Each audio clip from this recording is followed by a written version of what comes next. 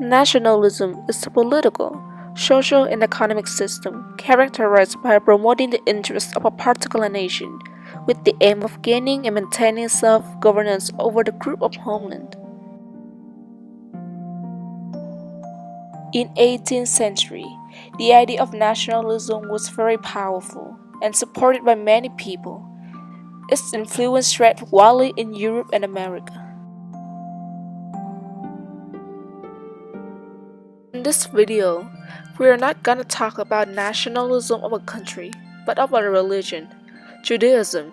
So let's get started and discover the Jewish nationalism.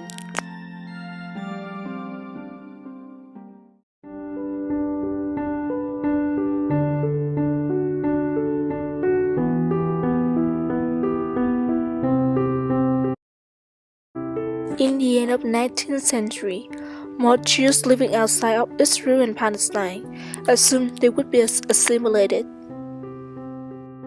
In France, Jews had been treated equally since 1979, but things changed in 1881 when anti-Jewish policy in Russia emerged, followed by mob violence and hardships.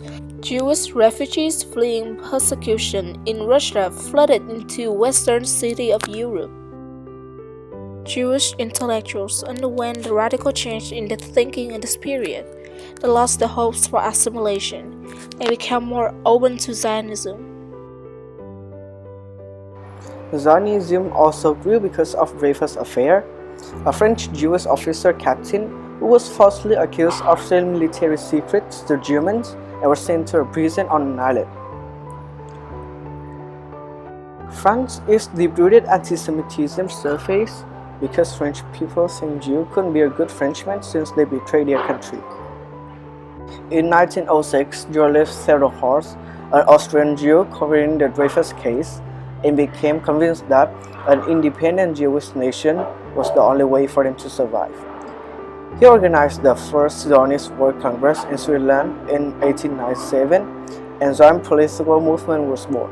The goal for the movement was to create a legion in Palestine for Jewish people. Zionism expanded rapidly. In its early stage, supporters considered setting up a Jewish state in the historic territory of Palestine. They allied with Great Britain and securing support for some years for Jewish immigration to Palestine. Zionists also recruited European Jews to immigrate there, especially Jews who live in areas of the Russian Empire where anti-Semitism was raging. In 1917, Balfour Declaration was born as the result of the decade-long political process. It was Britain's formal approval for Jewish homes in Palestine. The movement was eventually successful in establishing Israel on May 14, 1948 as the homeland for the Jewish people.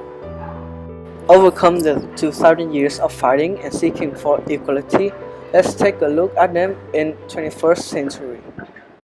The proportion of the world's Jews living in Israel has steadily grown since the movement emerged.